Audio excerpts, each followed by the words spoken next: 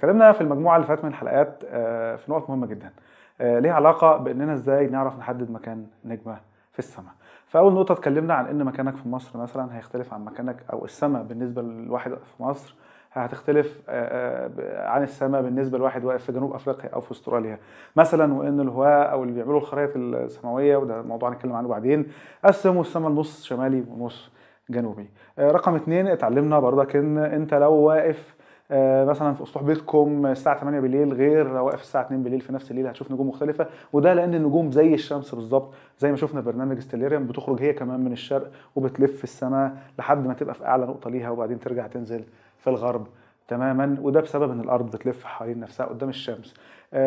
رقم 3 اتكلمنا برضو بالنسبه لفكره ان انت الشمس بتلف، الارض بتلف حوالين الشمس، وده كل 365 يوم، وده بيخلي النجوم اللي بتشوفها في كل شهر مختلفة. وان انت مثلا في فصل الصيف غير فصل الربيع غير فصل الخريف، بتشوف نجوم مختلفة في كل فصل من الفصول. في نقطة جانبية كده هنحتاج نتكلم فيها المرة دي، وهي عن مجموعة النجوم اللي ما بتتحركش. تمام، زي ما تصورنا المرة اللي فاتت، ان افترضنا طبعا ان دي الشمس الجميلة، وان الارض اهي بتلف حواليها، ومثلا موجودة هنا كمان وموجودة هنا كمان في الدايرة بتاعتها. في نقطة مهمة جدا، اننا لما اتكلمنا عن مجموعات النجوم اللي في الحته دي واللي في الحته دي، قلنا احنا طبعا لو في مايو مثلا مش هنشوف النجوم اللي هنشوفها في ديسمبر، والعكس وهكذا لما شرحنا ده. بس في نقطه ما اتكلمناش فيها، هي مجموعه نجوم اللي هي فوق كوكب الارض بالظبط. تمام، يعني مثلا اللي هي هتبقى موجوده هنا، اللي هي شمال الكوره. يعني مثلا لو دي كانت الكوره، واحنا اتكلمنا عن المجموعه دي، او الارض والشمس هنا هم الاثنين في الدايره دي مثلا، واتكلمنا عن المجموعه دي والارض هي بتلف حوالين الشمس، بالنسبه للمجموعه دي هتفضل هياها. تمام، والمجموعه اللي تحت دي برضو هتفضل المجموعة دي هي هيسموها السيركم بولر ستارز، او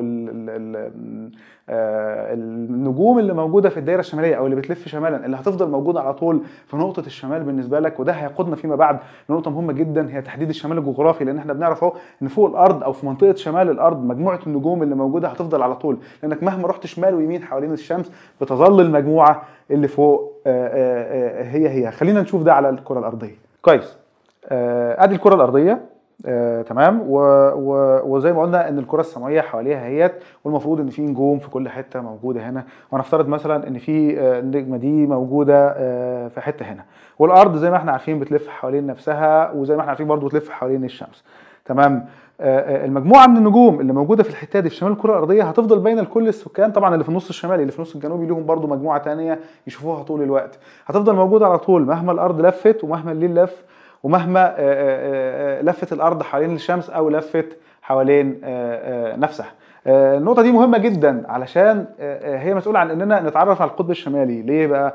لان المفترض ان انت لو واقف في القطب الشمالي، هنستعين هنا مثلا بصديقنا ايرون مان اللي بيساعدنا في الحلقات، لو هو واقف في القطب الشمالي بالظبط وبص فوق هيشوف النجمه دي اللي هي ما بتتحركش على طول، دي اللي هي كل السماء هتتحرك بالنسبه لها، لكن النجمه دي بالذات مش هتتحرك، لان الارض وهي بتلف النجوم في المقابل بتلف لاي شخص واقف على الارض.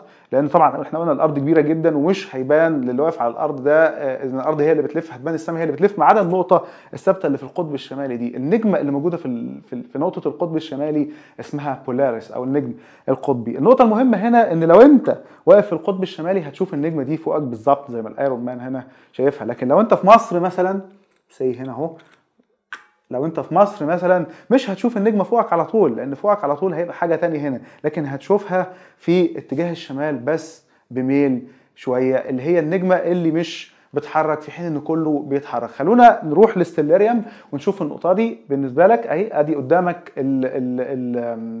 النجم القطبي بولاريس ثابت، في حين ان السماء كلها بتلف، لاننا مسرعين الوقت في البرنامج، والبولاريس ثابت، وبقيه النجوم بتلف حواليه بالشكل ده برضو من الشرق للغرب. وهي دي نجمه الشمال او البولاريس او النجم القطبي اللي احنا بنتعرف عليه، ودي تعرف عليه بقى دي قصه ثانيه هنتكلم عنها في حلقه جايه.